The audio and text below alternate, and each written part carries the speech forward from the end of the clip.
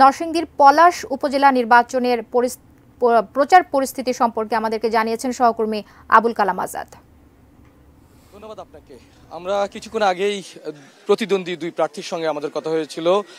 সেখানে কাপ্পিরিচ প্রতীকের যিনি পলাশ উপজেলা নির্বাচনে চেয়ারম্যান পদে প্রতিদ্বন্দ্বিতা করছেন, তিনি কতগুলো প্রশ্নের জবাব দিয়েছেন। যে বলেছেন আওয়ামী লীগের দলীয় কোনো প্রার্থী নেই, এমনকি দল থেকে সিদ্ধান্ত নেওয়া হয়েছে যে স্থানীয় সংসদ সদস্যের কোনো আত্মীয় স্বজন এই নির্বাচনে প্রতিদ্বন্দ্বিতা করতে পারবে না।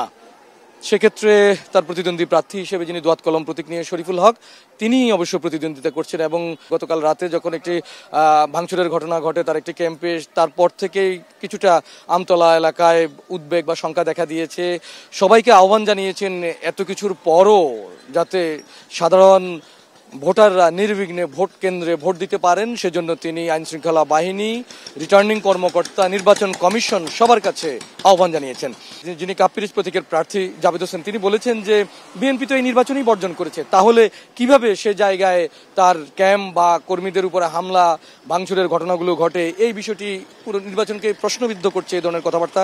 তাই বিষয়টি ভালোভাবে নজর দেওয়ার জন্য, দেখভাল করার জন্য রিটার্নিং কর্মকর্তা সহ সংশ্লিষ্ট প্রশাসন, আইনশৃঙ্খলা বাহিনীর কাছে সুনির্দিষ্টভাবে তিনি দাবি জানিয়েছেন। এবং এরই মধ্যে লিখিতভাবে অভিযোগ করেছেন একজন পোলিং অফিসার সম্পর্কে, যিনি একজন শিক্ষক হয়েও নির্বাচনী প্রচারে সরাসরি অংশ নিচ্ছেন দোয়াত কলম প্রতীকের, অর্থাৎ স্থানীয় সংসদ সদস্যের যিনি শ্যালক, তার পক্ষে। সে কারণে এসব অনিয়ম নিয়েও রিটার্নিং কর্মকর্তা বা নির্বাচন সংশ্লিষ্ট যারা রয়েছেন তাদের কাছে সুনির্দিষ্ট অভিযোগ করার পরেও এখনো পর্যন্ত সেই বিষয়ে তেমন কোনো দৃশ্যমান পদক্ষেপ নিতে দেখা যায়নি। তাই এই বুলেটিন এখনকার মতো সবশেষ। পরবর্তী বুলেটিনে চেষ্টা করব আরো বিশদ জানানোর জন্য।